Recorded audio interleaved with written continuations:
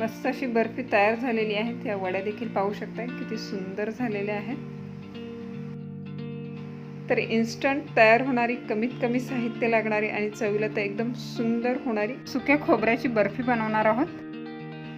बनवायला देखील खूप सोपी आहे आणि सर्वांना नक्कीच आवडेल आणि काही टिप्स देखील यात सांगितलेल्या आहेत। तर व्हिडिओ स्किप न करता शेवटपर्यंत पाहत राहा। अशाच नवनवीन रेसिपी पाहण्यासाठी चॅनलला सबस्क्राईब करा आणि बेल आयकॉनला प्रेस करा। झटपट अशी आपण खोबऱ्याची बर्फी बनवणार आहोत। त्यासाठी पॅन गरम करून घेतलेली आहे। त्यात टाकत आहे 3 पाव साखर आणि त्यात साखर बुडेल एवढं पाणी टाकलेलं आहे। साखर पूर्णपणे विरघळून द्यायची आहे। तर आता ही आपण मिक्स करून घेऊया। साखर पूर्णपणे वितळेपर्यंत आपल्याला ही मिक्स करत राहायची आहे। साखर पूर्णपणे इथे विरघळलेली आहे। तर याच्यामध्ये आपण अर्धा चमचा तूप टाकणार आहोत। तूप देखील व्यवस्थित मिक्स करून घ्यायचं आहे। गॅस मी लो फ्लेमवर ठेवलेला आहे। एक 4 ते 5 मिनिटांनंतर चेक करूया। याचा साखरेचा पाक तयार झालेला आहे। याची कन्सिस्टन्सी पाहू शकता। थोडीशी हलकीशी अशी तार धरायला लागलेला आहे। यापेक्षा जास्त हा होऊ द्यायचा नाही। ते पाहू शकता सिंगल तार इथे यायला लागलेली आहे। तर गॅस एकदम लो फ्लेमवर ठेवायचा आहे। हा जो साखरेचा पाक तयार झालेला आहे यात टाकत आहे मी 1 वाटी सुकं खोबरं आणि त्याचबरोबर टाकत आहे 2 चमचे मिल्क पावडर। अवेलेबल असेल तर टाकू शकता, नाही टाकली तरी हरकत नाही।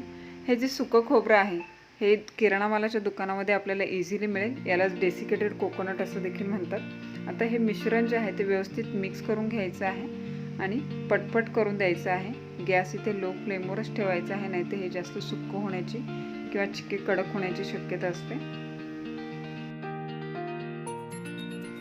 जर पाक खूपच घट्ट झाला आणि मिश्रण जर सुक्कं झालं तर 2 चमचे दुधाचा वापर करून हे व्यवस्थित पुन्हा मिक्स करून घेऊ शकता।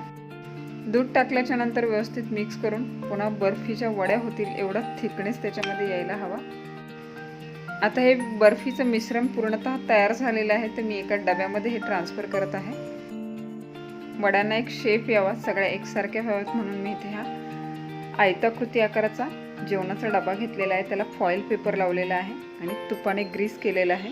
फॉईल पेपर नसेल तर फक्त तूप जरी लावलं तुम्ही तरी चालू शकते। त्याच्यामध्ये हे बनवलेलं सगळं मिश्रण जे आहे ते आपण ओतून घेऊया। सगळं मिश्रण डब्यामध्ये ओतून घेतल्याच्या नंतर शक्य होईल तेवढं हे कलथ्याने किंवा चमच्याने दाबून घ्यायचं आहे, म्हणजे त्याचं बाइंडिंग जे आहे ते घट्ट असं होईल। इथे हे पाहू शकता। त्यानंतर यावर टाकणार आहोत ड्रायफ्रूट्स। आपल्या आवडीप्रमाणे कुठल्याही ड्रायफ्रूट्सचा वापर आपण करू शकतो। मी इथे बदाम जे आहेत ते स्लाइस करून टाकलेले आहेत, दिसायला देखील छान दिसत आहेत। तर हे सगळं प्रेस करून झालेलं आहे, व्यवस्थित सेट झालेलं आहे। तर आता हे पूर्ण थंड होऊ द्यायचं आहे, मग आपण याच्या वड्या पाडून घेणार आहोत। तर आपण हे नॉर्मल टेम्परेचरला ठेवू शकतो किंवा फ्रीजमध्ये अर्ध्या तासासाठी ठेवून आपण याच्या वड्या पाडून घेऊ शकतो। साधारणतः अर्ध्या तासासाठी मी हे फ्रीजमध्ये ठेवलं होतं, व्यवस्थित थंड झालेलं आहे। तर आता आपल्याला याच्या वड्या पाडून घ्यायच्या आहेत। तर आधी आपण हे फॉईल पेपरमधून बाहेर काढून घेऊया। वा, मस्त असा हा बर्फीचा कोकोनट बार तयार झालेला आहे। तर आता हा कट करून घेऊया। मस्त अशा वड्या तयार झालेल्या आहेत, इथे पाहू शकता। याचा जो पाक आहे तो परफेक्ट होणं गरजेचं आहे। पाक जर खूप ओलसर राहिला तर वड्या ज्या आहेत त्या पडत नाहीत आणि खूप घट्ट जरी झाला तरी त्या एकदम कडक वड्या बनतात। त्याच्यामुळे पाकाचं मेजरमेंट जे आहे ते परफेक्ट असणं खूप गरजेचं आहे। इथे पाहू शकता किती मस्त वड्या झालेल्या आहेत। साधारणतः आपण दामट्यांचे लाडू जसे बनवतो त्यासाठी जो पाक लागतो त्या पद्धतीत हा पाक बनवून घ्यायचा आहे। ह्या लाडूची रेसिपी जर तुम्हाला हवी असेल तर तीही डिस्क्रिप्शन बॉक्समध्ये दिलेली आहे किंवा आय बटन प्रेस करून तुम्ही चेक करू शकता। आता ही बनवलेली बर्फी किती दिवस टिकेल, तर हे पूर्णतः पाक तुम्ही कसा बनवलेला आहे किंवा वड्या तुमच्या किती घट्ट किंवा सेल झालेल्या आहे याच्यावर डिपेंड आहे। पण एक बेस्ट ऑप्शन आहे की तुम्ही ह्या फ्रीजमध्ये स्टोअर करू शकता।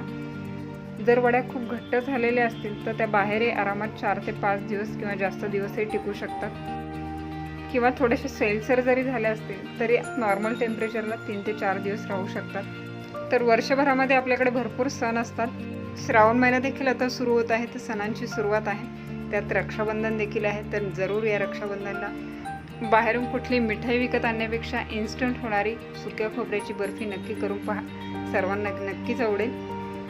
किंवा इतर वेळी देखील तुम्ही ही रेसिपी नक्की ट्राय करून पहा आणि रेसिपी जर आवडली तर रेसिपीला न विसरता लाईक करा, कमेंट करा, शेअर करा आणि अशाच नवनवीन रेसिपी पाहण्यासाठी किटी किचन यूट्यूब चॅनलला न विसरता सबस्क्राईब करा आणि त्या बाजूला असलेलं बेल आयकॉनचं बटन प्रेस करा, जेणेकरून येणाऱ्या सगळ्या नवीन रेसिपी सगळ्यात आधी तुम्हाला पाहायला मिळतील.